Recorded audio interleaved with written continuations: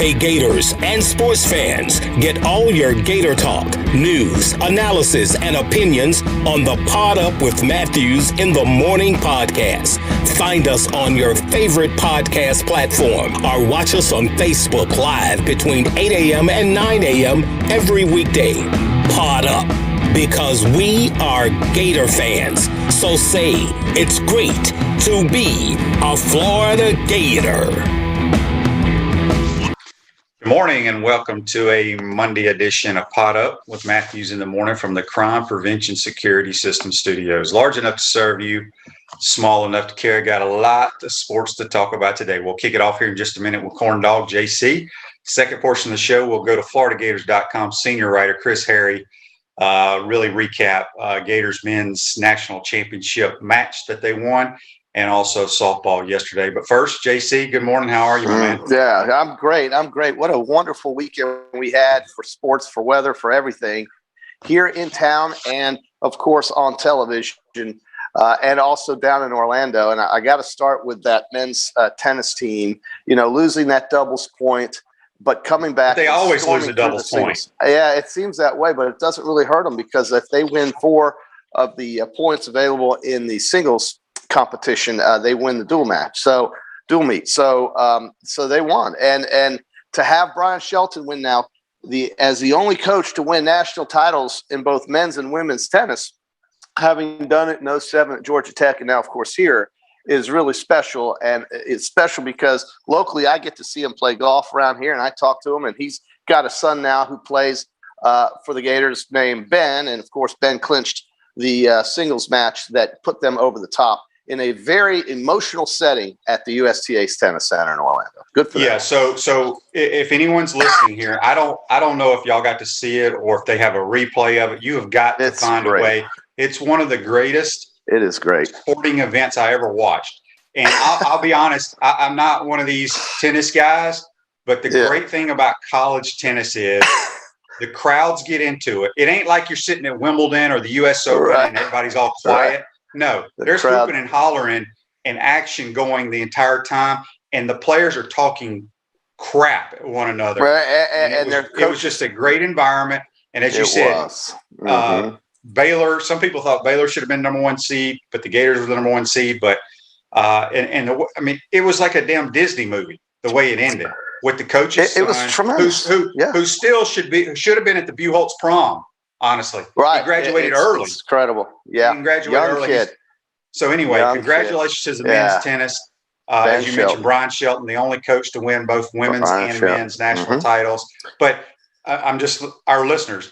If you love sports, you love your Gators, you got to find a way to go back and watch the replay of it because you talking about some emotion. It was unbelievable. And look, the crowd was into it, and there was a partisan crowd there for Florida, obviously being in Orlando. But all of the Gator Nation, Coach Spurrier was there, the athletic director, Strickland. My kid was even there. How about that? He went to support his buddies. Sure, and it's great to see, man. Those guys are really good at what they do. And, being the national champion means a lot, and being the first ever at this school is special, too, because the men's tennis team has always seemed to take a backseat to the women when it comes to national titles, and here they are winning it, beating Baylor, taking 4 out of those 4 singles matches, and really dominating those 4 singles matches. Those guys, they were really good. Andrade, Bicknell, Shelton, Goodger, Riffis, and Duarte Valle all played in singles, and 2 of the matches weren't even finished yet because it had already been clinched. Andrade, Riffis, Shelton, and Goodger all won before those other 2 were done, and that was the end of it. You get the 4. Blaze had never lost, and he lost his first set, but he was destroying the guy. I got concerned, JC, when your number 1 player, I think it's Valle, they pronounce it. Yeah, Valle. In the first set, he's up 5-3, and at that point, you really needed that to win that match. Well, he loses the first set, and I'm like, he did, and good. Well, and so did Ben Shelton. Shelton loses the first set 6-3. Yeah, but he ain't your number 1 guy that had a lead. When you're up 5-3, it all counts the same. I understand that, but here's my point. When your number 1 player on number 1 court is up 5-3 in the first set, you don't expect to lose that set.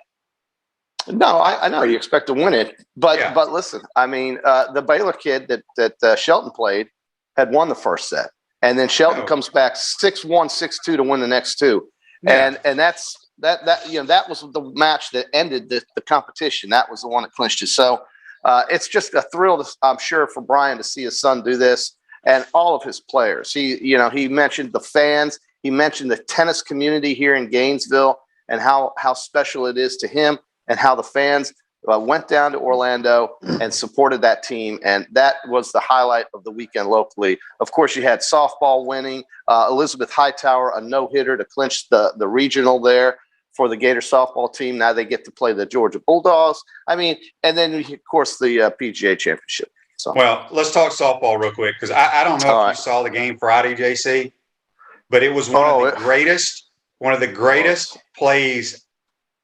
Like I just said, what tennis did was one of the greatest events I've ever seen in college athletics. They had one of the greatest plays in softball history the other day. We had a no-hitter going into the seventh inning. They have a girl on second who got on with a walk and advanced to second. Base hit up the middle. Yeah. We throw them out at home and then fire down to third, double play to end the inning, and then we win it in a walk-off. I don't know if you saw it. Did you see it? I did not, but I read about it. Well, you got to go to Twitter and you got to pull it up, because I'm telling you, it's one of the greatest plays you've ever seen. Yeah. So no doubt. And then yesterday, they deserve it. Yesterday, I was at the game and we did. Hightower throws a no-hitter, but did you see how the no-hitter ended? I didn't see that either. Hannah Adams. Oh my gosh! So Hannah Adams plays second base. Mm-hmm. She feels a ground ball diving on the shortstop side, about 5 feet of the bag, and slings a girl out to complete the no-hitter. No. You got to watch that too. JC, we got to get you on Twitter looking at stuff and not tweeting.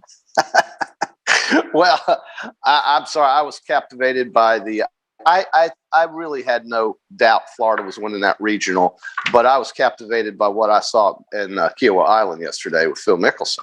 The first professional athlete, or the fourth professional athlete ever to win something in 4 different decades. So he'll be 51 next month, as I think you will be, and in June.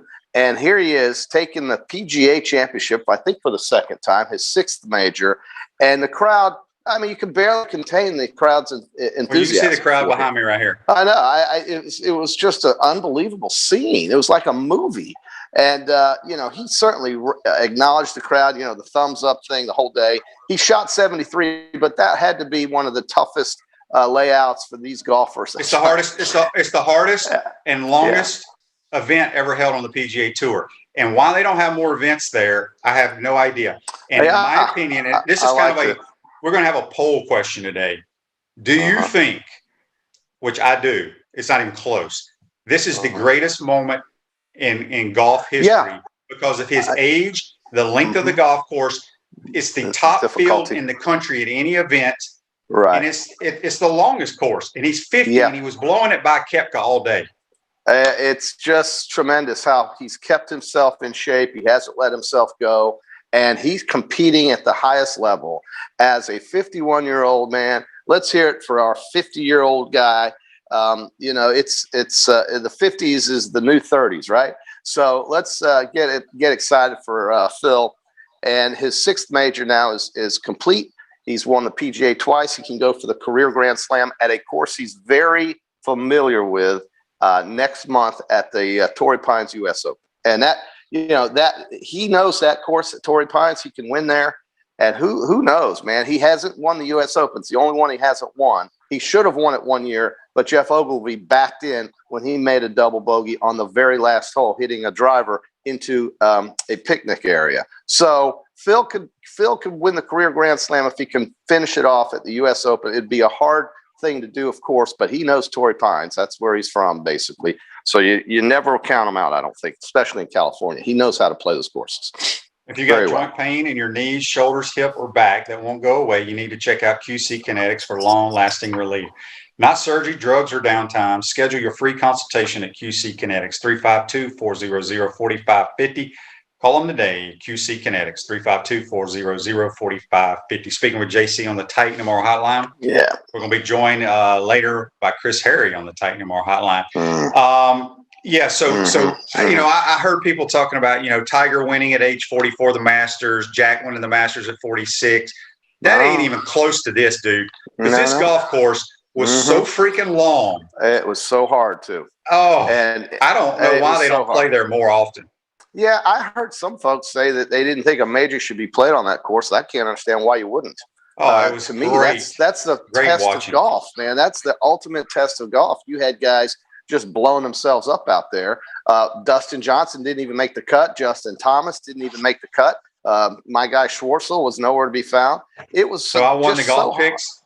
I guess you did with Hovland. But I mean, geez, Phil doing what he did with Koepka there in that final group, that's pressure. And Phil addressed it. And believe me, that's what we love to watch. And I'm just thrilled for him. I like Phil. I've always liked him. We got a Facebook Live here brought to you by Mellon Law, the only official law firm partner of the Florida Gators. John says, who was hotter, Elizabeth Hightower or the OU Bats? Speaking of that, JC, I get home from the softball game. I'm doing some stuff. I turn on OU is playing Wichita State. It's 4-0 in like the fifth. I flip our channels back to golf, come back. It's like 24-7. It was Wichita State in the fifth inning. Yeah. Those chicks can hit, man. Those girls can flat out hit. They are the team to beat. I think there's no doubt about that. We'll see how it goes, but certainly that is the team to beat. They're never going to have to leave the state of Oklahoma. So, to win the title. So, I mean, they're set. That team, it couldn't get any better for them, but it doesn't mean they're going to win it either. So we'll see. I just think, you never know who knew that Mickelson could win this PGA championship? And it's the only sport where you can have a 15, 20-year career and win in 4 different decades, potentially. That's golf. And he's done it. And, I think it's great. I think it's just great. And I don't know. I think the softball is going to get exciting now in these super regionals, and Florida should beat Georgia. They're better than Georgia. I would be surprised if they couldn't beat Georgia, or if they don't beat Georgia. Last time Georgia played them in the super regional here, though, Georgia won, but this team is not as good as that one. And I think Florida will get to. But that Florida team was better than this Florida team. Yeah, that's a good point, because they were coming off a couple national titles. But here's the thing, JC. Here's the thing. Whatever happened in 2018 or whatever year it was, don't mean a damn thing when it comes to this. Nothing. Alabama was the only team to it. Every super regional in NCAA history has been played, and Alabama is the only team to advance to every super regional in NCAA tournament history. I didn't know that either. We had Kentucky, Alabama, LSU, Arkansas, Georgia, Florida, Missouri all advance out of the Southeastern Conference. So what about my Lady Dukes? Well, they're not in the SEC, but sure. James Madison won. They did beat Tennessee. Yep, they did. Washington, you picked them to beat Michigan. I had Texas to beat Oregon. So let's see. We had 1, 2, 3, 4, 5, 6 SEC teams. So I'd say. So let me ask you this, JC. I don't have it in front of me. Do you have it in front of you? How many out of the super regionals, if the SEC wins, which I know in 2 of them, like Florida's playing Georgia, I think Alabama's playing Kentucky. How many potential SEC teams can go to OKC? Well, you've got so there's Missouri. You circle them. You've got Alabama. You'd circle them. You've got you just said that's true. They're playing Kentucky. So either one of those. So one of those will go. One of the Florida Georgias will go. So that's 2. Then you have Arkansas, LSU. That's 3 and 4. And you have Missouri, that is 5. So potentially you could have 5 if those other 3 win, but we know that there will be at least 2 because Florida, Georgia are playing. So potentially we could have 5 of the 8 teams could be from the Southeastern Conference. That's right, because you have Missouri, you have LSU, and you have Arkansas. Well, I meant to mention this earlier when we were talking. I think that's right. Men's tennis. I got a bone to pick with the NCAA. They're a bunch of morons. Okay, what did they do this time? First of all, why they wait. Okay, so here's how they had the national championship, because I watched some of the women's too, which was phenomenal. Yeah, between Texas and they start the women at 5:30, and the men are slated to start at 7:30. When in the world has a tennis match with that many matches going on only lasted for 2 hours? We don't start playing until after 10:30. That is ridiculous. Yeah. So the NCAA, they're morons, because they probably lost a lot of viewers on the tennis channel. I did everything I could to stay awake. I even got up and went, and I was so tired, JC, because I wanted to watch it. I just stood. I stood in front of the TV so I wouldn't fall asleep. Well, it's true, man. I mean, some of these sporting events, they just start so late. I don't know. Yeah, but it's not their fault. It's their fault for the way they schedule it. All you got to say is, okay, the girls are going to start at 3:30. The men are going to start at 7:30. Or there's 30 of those complexes at the USTA place down in Orlando. Put the men on one side and the women on the other side, and get 2 TV networks and carry them both at like 5:30. The tennis channel wanted it, but I don't know why they started them so late. I do know why. They're not scheduled properly. But you're right. They could have played the ladies at 3:30. They could have played the men at 7:30. We'd be out of there and done by 10:30. But it turned out to be 12:15. I don't think that took away from anything, but it was harder to stay up for sure. Yeah. I mean, the crowd was there, man. Refresh your vehicle and your brand with the vehicle wrap from Wrap Spot. Made your lucky month at Wrap Spot. Mention promo code Shane and receive 13% off your vehicle wrap.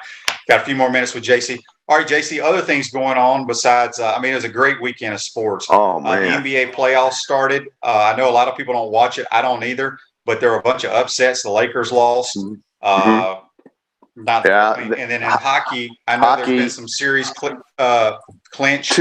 We had Colorado finish up St. Louis, who had won the Cup 2 years ago. We had Boston beat Washington in 4 straight games to win it in 5 after losing the first game. Tampa Bay will try to eliminate the Florida Panthers tonight down in Fort Lauderdale. And Pittsburgh and New York, the Islanders are tied 2-2. And out west, the Winnipeg Jets go up 3-0 on the Edmonton Oilers. That's somewhat of an upset. And then Vegas is up 3-1 on the Minnesota team, the Wild. So it looks very much like we'll see Colorado and Vegas out in the West play. We'll see what happens with Tampa Bay. They'll play the winner of Carolina and Nashville, who are tied at 2-2. And good for the Carolina and Nashville teams. They get to play in front of 14,000 fans. These poor guys up in Canada play in empty barns. So it's just the way it is. But it does matter to these players, I think, to have a crowd there. And they've mentioned that. They've said it. And it hurt Washington. It hurt Washington against the Bruins to have a sparse crowd. And it helps teams like Nashville. They had 13-some-odd thousand fans at Bridgestone Arena against Carolina. And they've tied that series 2-2. It has mattered. So we'll see how those 2 series end up. But Tampa tonight can close out the Florida Panthers. Back to the PGA Championship. Have you ever seen a PGA Tour pro, in which I absolutely, he's probably my favorite golfer. I just love his demeanor. I love his game. Koepka? My man Koepka putted as bad as any human being I've seen on Saturday and Sunday. Only lost by 2. Yeah, he was horrible putting Saturday. He was even worse putting on Sunday. He that's what cost him, and he knows that. And it's not easy. Those greens were really difficult. Well, JC, but they were tough. I'm talking the putts he missed were 3 close. That had nothing to do with the damn greens. It's true. No, I get it. I mean, those bogeys he made yesterday cost him dearly. It cost him the tournament, really, and he knows that. And so he has this way of really being in the mix during these majors. It's funny how he doesn't give a damn about the other tournaments. It's true, but he's just so close. He could have won the Masters that year, lost it by a stroke to Tiger. And just a few years ago, he was right there yesterday. He's won, four majors, something like that. He could have more, but I think he will catch Phil. Phil's got 6, and I think Koepka's young enough to where he will certainly have the opportunities to at least get that many, and maybe as much as 10. I just think his game is so good in these majors. But putting is the difference. And to me, he didn't make any yesterday, and that's what cost him. Yeah, he putted horrible. We got a Facebook Live brought to you by Metal Law. John says the crowd at Arkansas this weekend was insane. And they swept us. So that means the Gators, I think we're like the 5 seed. We play the 9:30 a.m. local time game tomorrow, I think against Kentucky. Can you imagine? Well, No. I was going to say a bad word, but the dumb people out in the Pac-12, when they went to we're going to play games at noon, which is 9 a.m. Local time, where you have to get up at like 4:30 for your pregame meal to play a football game. Now we got to play a baseball game tomorrow against Kentucky, where we've lost like 4 or 5 in a row. So John says we're the 6th seed, so I was wrong there. All right. Well, this is the SEC tournament. I don't know who benefits from this. Maybe Florida will, but we all know they're not going to be a national seed. Win it or lose it, they're not going to be a national seed. Not top 8 seed. We got another Facebook Live here, and I think he's joking because there's no way Koepka said this. Joseph says, did you hear Koepka's interview after the match? He blamed all the fans for hitting his knee and said he thought some people were doing it on purpose. I don't know what that means, hitting his knee. Well, we know he had knee surgery, but no fans were even near him, and nobody's going to hit him. Yeah, I'm not sure what that I hope he's joking because I don't. I didn't hear anything like that. You can't go touch the golfers. Literally now, Phil was. And another thing, Koepka don't make excuses. It was over by then. Koepka does not make excuses. But nobody was touching him during the golf tournament yesterday. You get that done and you get arrested, right? So now the crowd rushed up on 18. It was a great scene, and certainly. But by then, Phil had locked it up when he hit the 9-iron on the green. It was over. Yeah, so I don't know if that happened or not. This Day in Sports brought to you by our good friends at Comfort Temp. Comfort is our business, peace of mind. Our promise from now till May 31st. Get our preventative maintenance plan for $169 and save almost 40% off the normal cost. Any maintenance scheduled between now and May 31st should be entered to win a Nest thermostat installation. So not a whole lot happened on this day in sports, JC, but we're talking about old guys, right? Being successful and doing some great things at a late age. At 1987, at the Indianapolis 500, the 47-year-old Al Unser Sr. upset everybody and won his 4th Indy title. Yeah. So well, all the old guys, all us old guys. Yeah. All right, we had somebody else come on here and say it's true that Koepka said that.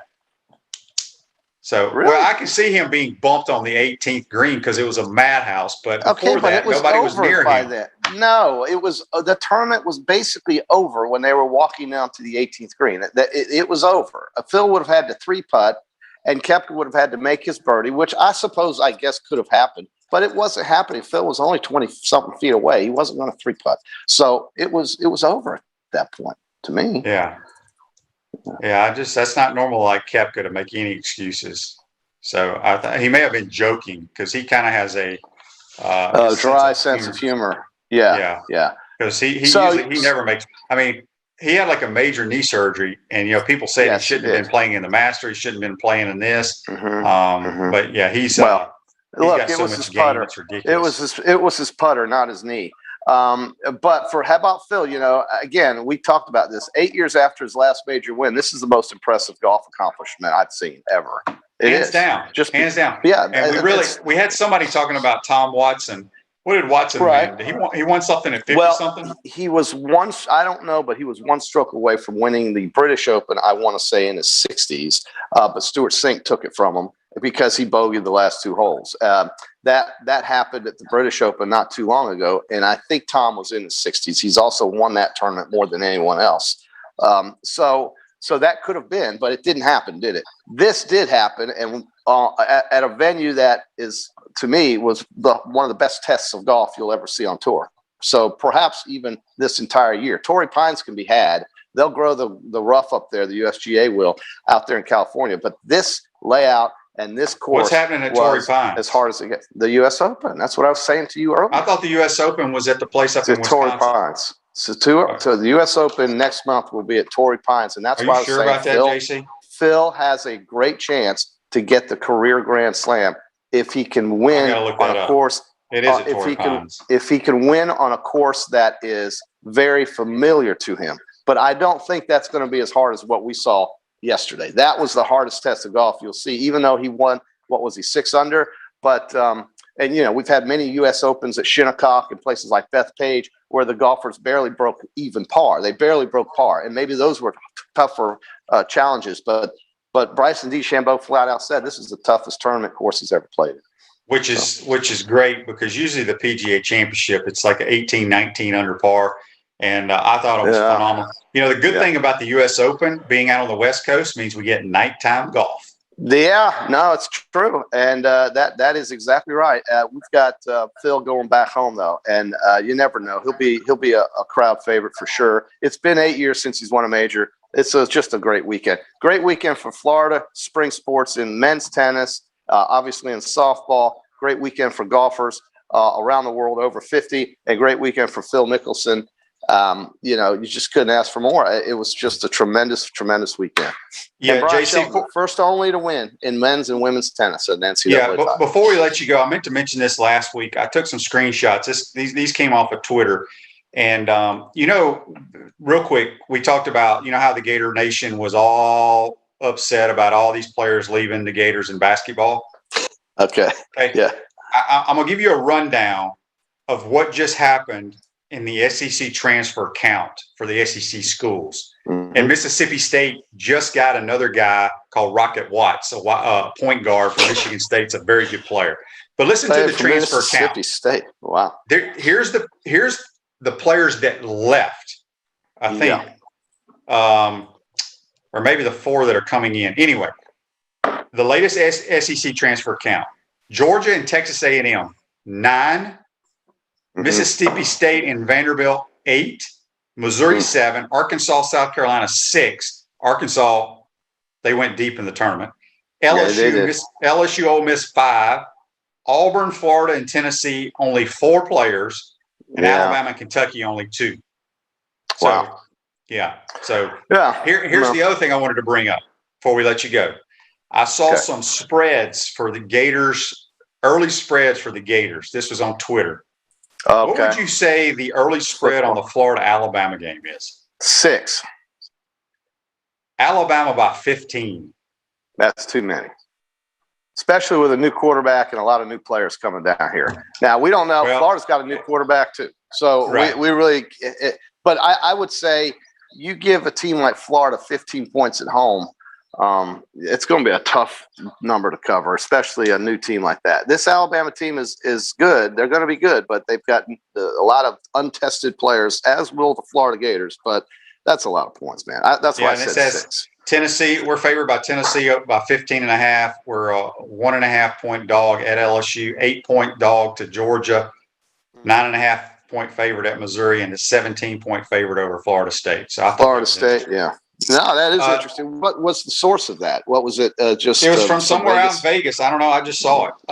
Okay. John says here on Facebook Live, brought to you by Melton Law, the only official law firm partner of the Florida Gators.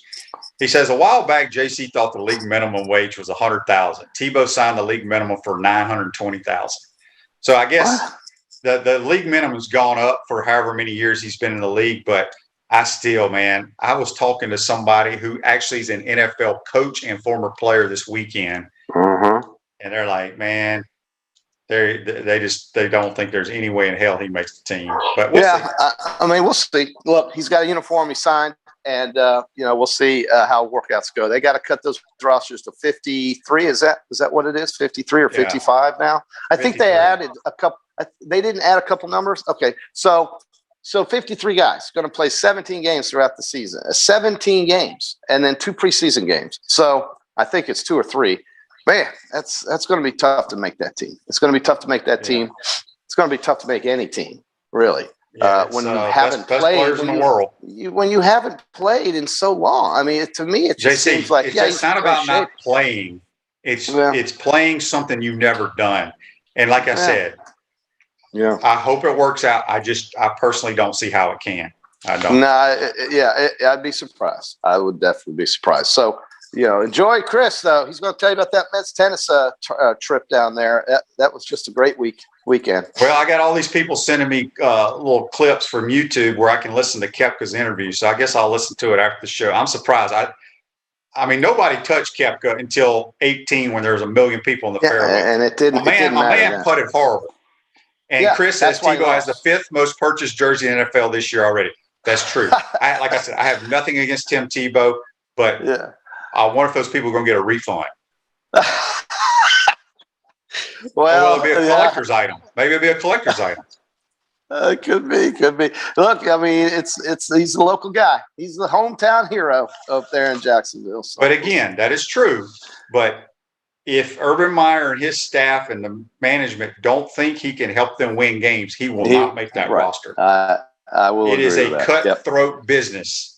Yes, it's all about the dubs, man. That's how they stay in business. That's how they stay employed. They have to win games. And I say that they will win 7 games. I think they'll go over the total of 6.5, which is where their wins are pegged at in Vegas. Over under 6.5 wins. I'm picking over. You got under, but I got over. I haven't looked at their schedule. So yeah. Well, they're going to play the Colts, the Titans, and the. I don't think they're better than the Titans or the Colts. Yeah, well, it's true. Probably not going in. I would tend to agree with that. Yeah. All right, JC. Definitely. We're going to get to somebody that knows a little bit more about Gator sports than us. Okay.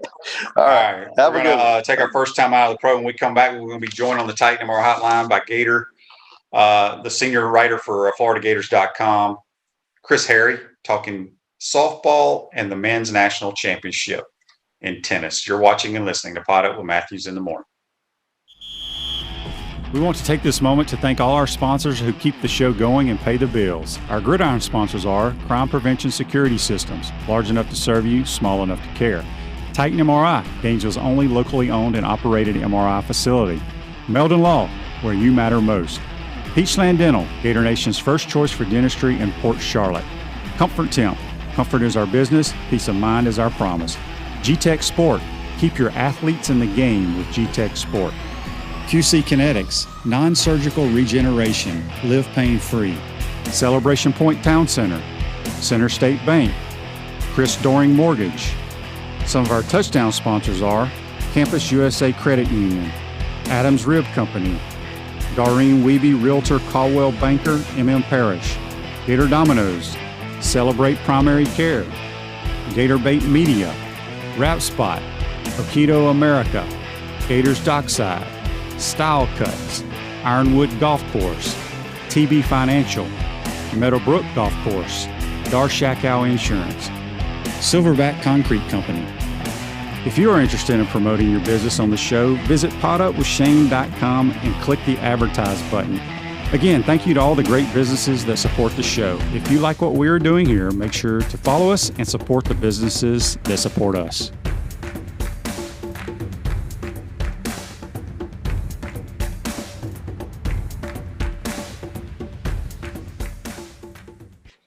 Welcome back to the Crime Prevention Security System Studios, Celebration Points, where the Gators go to celebrate with premium brands like Regal Cinemas, Dave & Buster's, Nike, Palmetto Moon, Skechers, and coming summer of 2021, the HBC's new restaurant, Spurrier's Gridiron Grill and Visors, Tailgate, and Rooftop Bar. We will see you at Celebration Point, where the Gators go to celebrate. Now we're going to go to the Titan MR hotline, and we're going to be joined by senior writer at FloridaGators.com, Chris Harry. Good morning, Chris. How are you? Shane, I got the first class tour of Spurrier's restaurant last week, and are you going to do some of your shows from there? Well, we're supposed to. Got that little studio in there, yeah. Yeah, eventually. It's pretty impressive, isn't it? Oh my goodness gracious! Over the top, pretty impressive. Like you said, it's going to be like as much as a museum as it's going to be a restaurant. So good for him. He seems happy about it, excited about it. Yeah. So hopefully it'll be open up here soon. I know they have a lot of private parties going on up on Visors. So people are going to be blown away. All right, Chris, let's start out. I think you were down in Orlando at the USTA complex for the national title match against Baylor. I tell you, I've watched a lot of sporting events, Chris, and that was one of the best I've ever seen. I haven't watched a whole lot of men's tennis in my lifetime, but it's so much better than pro tennis because, you sit at Wimbledon or the US Open and people, you'll get the polite clap every now and then. It's very quiet. Boy, it was a rowdy crowd, players talking crap to one another. Man, it was fun to watch. Yeah, and that's the nature of college tennis. And just to make clear, I wasn't there. I streamed it like a lot of the fans, probably all over the state, and that didn't make it any less riveting. when you consider the things all pushed back because the timing was so poorly managed, I think, from terms of what was expected, the women's match to go. So the whole thing didn't get started till when, 9:30? Well, maybe later than that. It was late. Maybe that. Yeah, because I joined it after the doubles. And what is so cool about tennis, team tennis, at this level, whether it's men or women, is how everything looks like it's going this way, and probably over the next hour, it's going to change 3 times on what your perception is of how this match is going. And, it didn't look good for Florida at first, especially when Duarte Valle lost on court 1 after being up 5-2. Yeah, I was like, we're done. Ben Shelton had lost at 5. But, that's the nature of tennis. The match isn't over because the matches are not over. And everything flipped so fast because I think it was about 5 minutes till 12. Florida's down 1-0. At 5 minutes after 12, they're up 3-1, and Ben Shelton is trying to win the national championship, which he did. It's funny, you mentioned earlier that you hadn't watched a lot of men's tennis. Let's call it like it is. I mean, you probably watched some women's tennis during your time in Gainesville, because I think the number is 7 national championships during that time, 3 under Andy Brandy and 4 under Roland Thornquist. Florida had never won a national championship. They started playing men's tennis in 1940. They'd been to 2 Final Fours in their history. When Brian Shelton took over this team in 2012, they were spinning their wheels. They'd get to the Sweet 16. The coach would get a bonus check or something like that. And getting in the Sweet 16 means you're 9th in the country. Brian Shelton came here. He cleaned house. Now, remember, his first year, they went to the NCAA tournament. They lost at home 4-3 to Denver. Okay. And so that was the baseline for this program. And to think that he was there with this team and decided uncompromisingly, I'm doing it my way. I'm setting the culture I want to be, and I'm going to have the players I want, the competitors I want, and we're going to run a clean ship the way I like, inside and outside on the court and all that. Man, that must have been, I can't imagine the feeling for him to know the what he achieved, the flip job that he did with this program, and then to see his son capture the national championship. When Brian Shelton took this job, his son was a 4th grade football player who had really no designs on playing tennis. Now that kid has some energy, got a wicked left hand, and I would think the sky's the limit for him. But man, that was just one of the best moments you could possibly imagine, not just for the tennis program, for this Florida athletic program in a long time. Yeah, I mean, he is, like you said, he's supposed to still be in high school. I don't think people realize he graduated early. He probably should have been at the Buchholz prom this weekend instead of playing tennis for a national title. But yeah, he's 6'3", so athletic, powerful. He's only going to get better. And he's lefty. Yeah, I mean, and the dude has, he brings energy. Right. Like nobody I've ever seen on a tennis court. But, Chris, you've been covering sports a long time, especially covering the Gators. I mean, having your son clinch the national title, the first ever, I mean, it was a storybook ending. No, I mean, how many of those you got? I'm not talking about Florida. I'm talking about anywhere. To be able to see that, I think maybe Mississippi State won a national championship when Vic Schaefer's daughter in women's basketball, and his daughter was on the team. You can think of some circumstances like that, but just an incredible kind of thing for the Shelton family, obviously. And I got to say, I mean, let's take it out even farther. This guy won a national championship in women's tennis at Georgia Tech.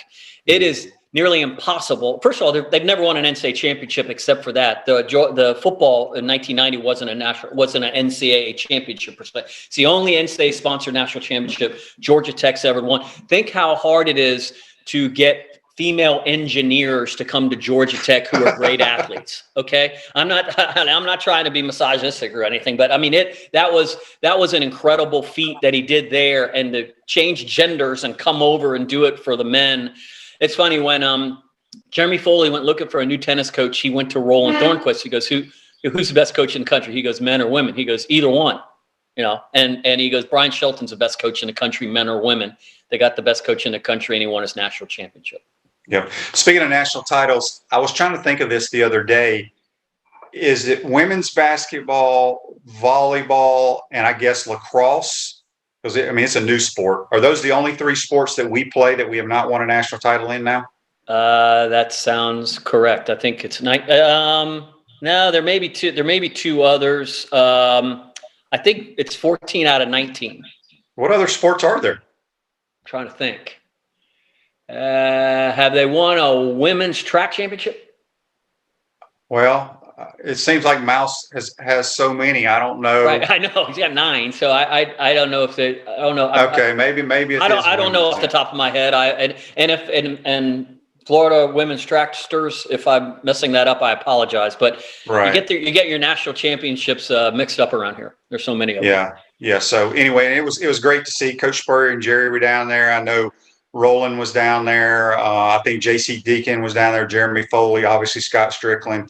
It was a big moment in Gator athletics, and I'm glad I got to watch it because I truly enjoyed it, even though I'm pissed off at the NCAA for their.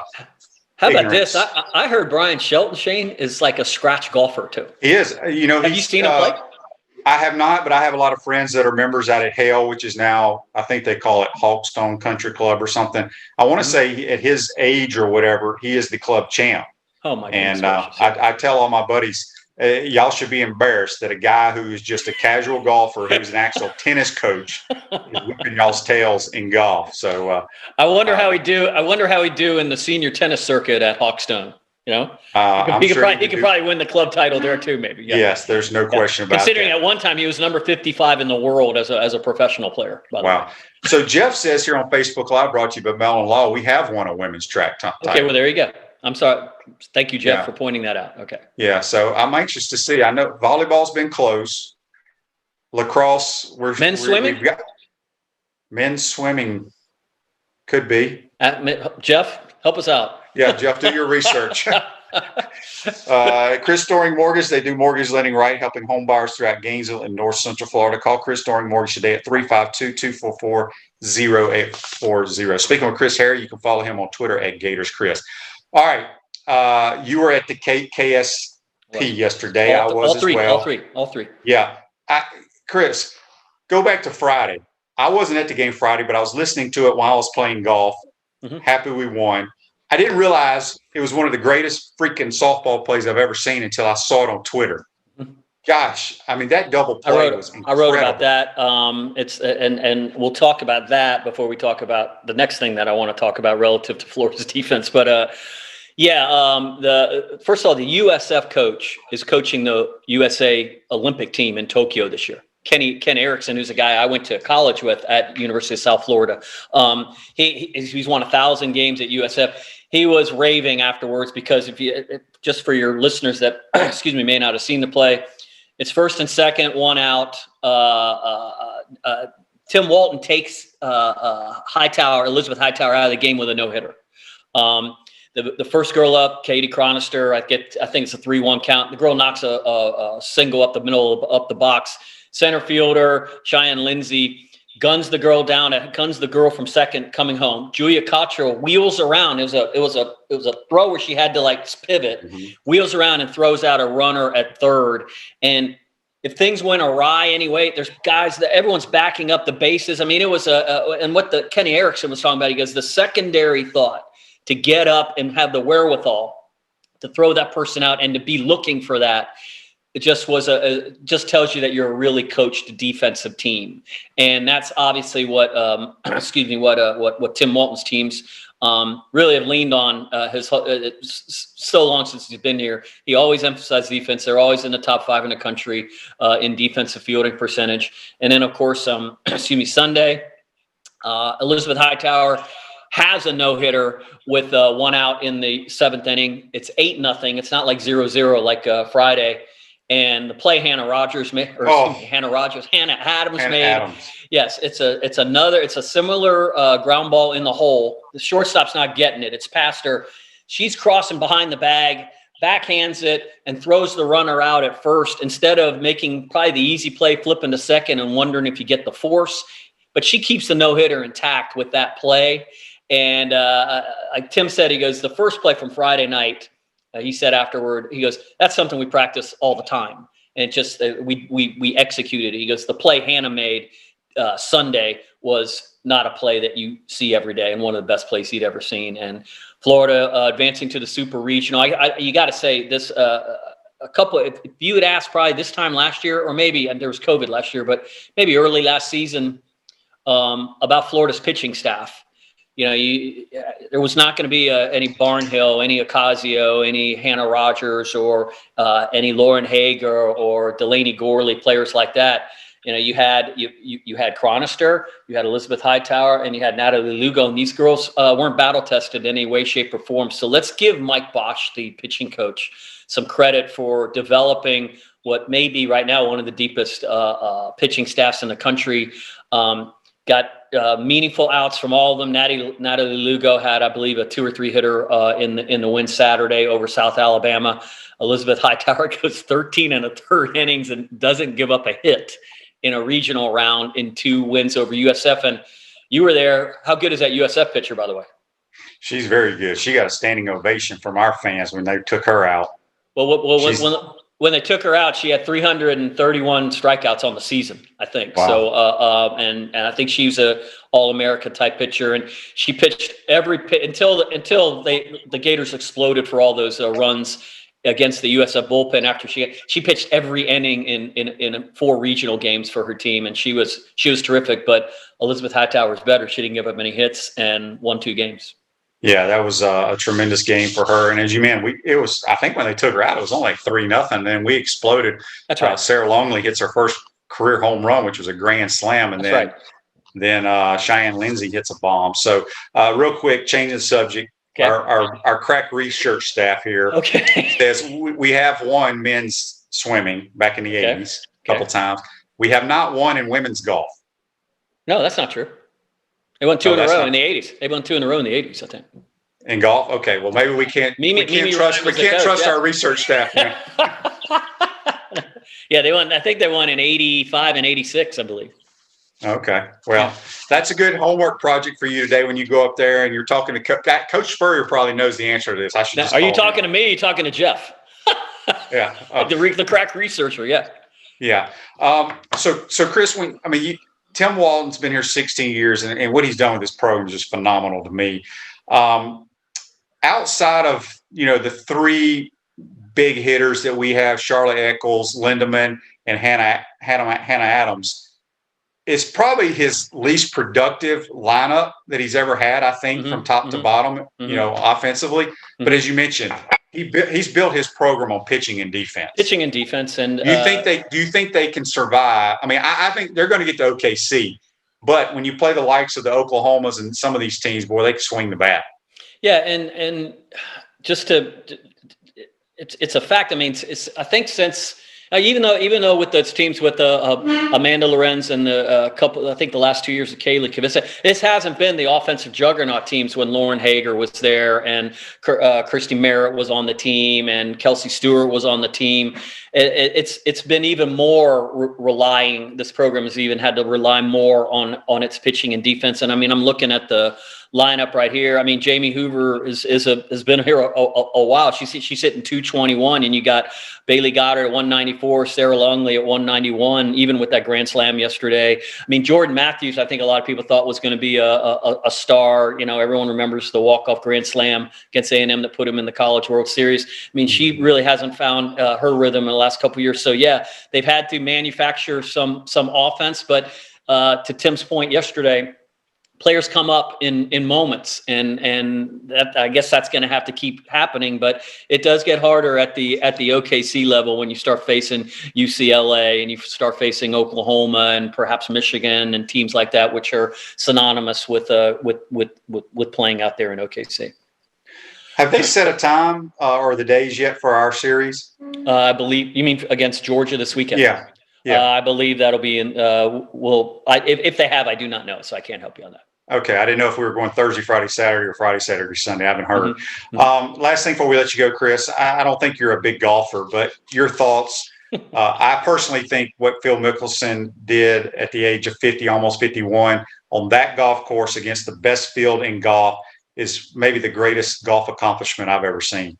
Wow. I'm gonna lean to Nicholas at the age of 46 at the Masters being pretty good. But the Masters, he knows that golf course. I mean, that golf course. It is not as difficult as what they played. I mean, that's the most difficult golf course the PGA Tour's ever played. This past weekend. Which is saying something, because the PGA is the lesser of the four tournaments, right? It is, but it's the top.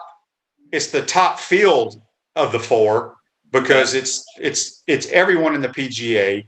I don't know why they say it's the top. I'm just going by what Jim Nantz and those guys say. But normally the PGA in the past, guys win 16, 17 under par. But this, man, that Kiowa Island Ocean course is a bear. And I just think, though, how difficult it was playing at Phil's age, the field he beat, in my opinion, I was only 16 when Jack won at 86. At 46. But I think it was better than what Tiger did at 44. I mean, but what to your point is the fact that when somebody gets to be in the twilight of their career, like obviously Phil Nick, I mean, he could be on the senior tour right now if he wanted to be.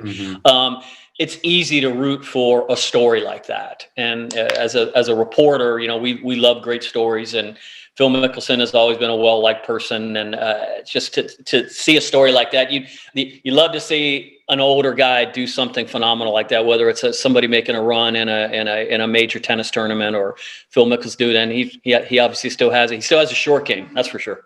There's no question about that. That was amazing. Yes. All right, Chris, we appreciate you taking the time, my man. Maybe we'll see you out at KDC Shoal this weekend. Big series for the Gators to get back. I tell everybody, Gator softball, I mean, there's 3 guarantees in life: death, taxes, and Gator softball going to OKC. I mean, I told Tim and his wife, I was like, the regular season is almost boring now.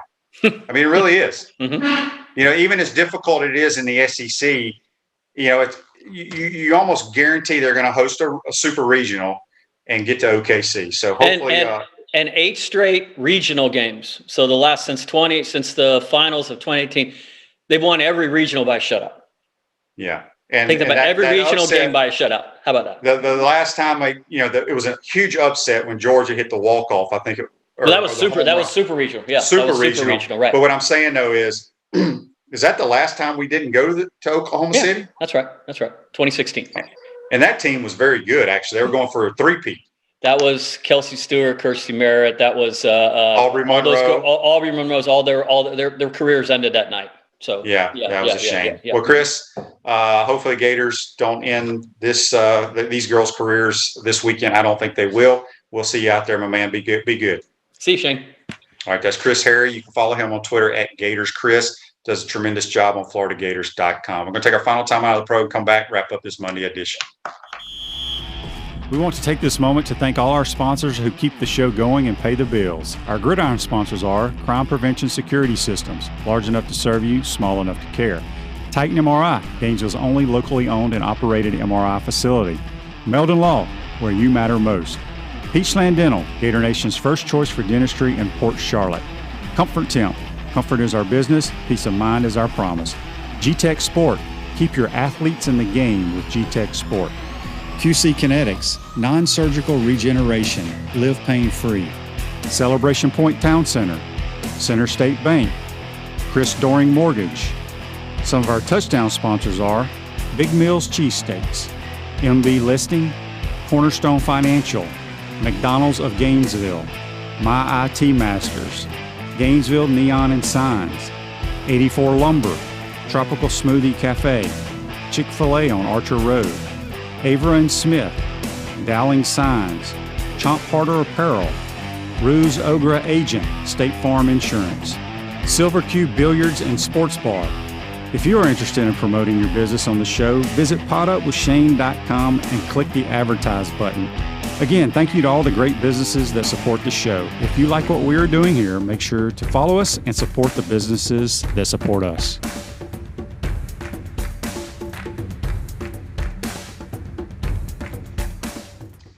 Center State Bank is becoming South State Bank. We still put business first. We understand that small businesses need a community business partner that they can rely on. South State will still have 4 convenient Alachua County locations. South State Bank, banking forward, member FDIC. I want to thank JC and our good friend Chris Harry from FloridaGators.com for joining the program today. Hoping to have Mike Morgan from the SEC Network on tomorrow, talk SEC baseball tournament, which the Gators crank up tomorrow morning, folks.